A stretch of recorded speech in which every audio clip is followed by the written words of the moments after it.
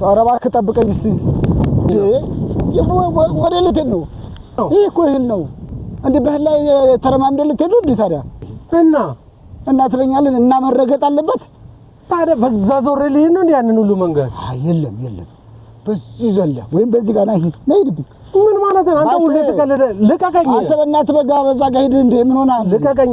እኔ በዚህ በኩል ደርሼ እመጣለሁ። አንዴ ደርሼ አይኔ እያየ በእህል ላይ አትሄድም። ሁሌ ችክ በቃ እንደው አይደበርም። ችክ ማለት አይደለም በእናትህ ጀመረ ደግሞ በእናትህ ጀመረ ትለኛለህ እንዴ ታዲያ ይሄ በዚህ ጠራራዛ ያንን ሁሉ መንገድ ዞር ልመጣ ነው አባቴ የኔ ጌታ አባ በዚህ ሽጋርገሽ ወልሽ እንደዚህ ዞር በል በዚህ በእህል ላይ ሁሌ የምታካብደው ነገር አለ እንዴ የምሬን ነው እንዴ?